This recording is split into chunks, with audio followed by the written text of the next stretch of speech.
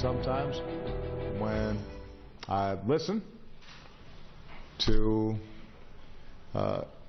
less than loving expressions by Christians. I get concerned. President Obama deviating from his prepared remarks to criticize Christians at an Easter prayer breakfast. And you know what? It's not the first time. Joining us right now with his reaction is Bishop E.W. Jackson, president of STAND and senior fellow of the Family Research Council. Good morning to you, Bishop. Thanks for having me. Well, what did you make of the president? You know, I think he's got a track record for doing this, going all the way back to his speech in Cairo when he said, you know, we are not a Christian nation.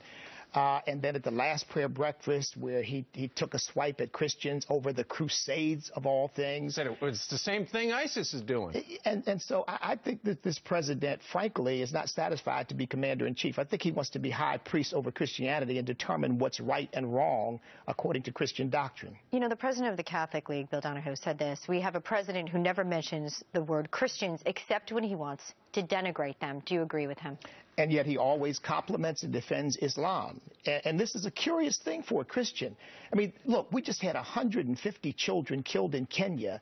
And instead of him using that opportunity to rally Christians together and say this is something we all ought to be concerned about, he starts talking, implying at least, that people who took a stand in Indiana for Christians' freedom to choose what services they would provide, whether to participate in same-sex weddings, are somehow speaking unlovingly. Sure. Yeah. So he bashes Christians, in your estimation, and he defends Islam. Why is that? We were talking during the commercial, and you had a couple of theories. Well, look, he grew up, spent a good part of his formative years in Indonesia.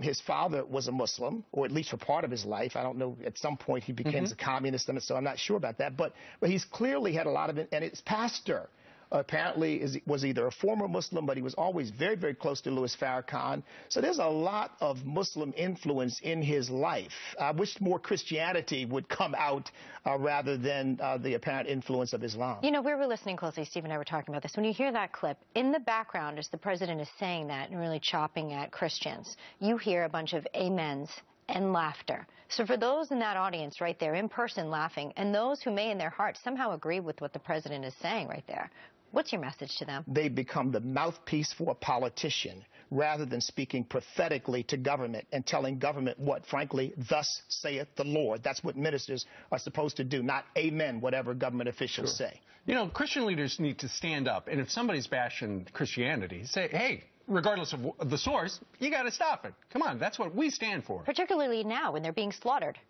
Well, we have a group called Ministers Taking a Stand. And believe me, ministers are rallying. They don't get the platform most of the time, but they're rallying because they've really grown tired of this constant attack coming from the White House and trying to tell us what's an appropriate behavior and way of thinking for a Christian.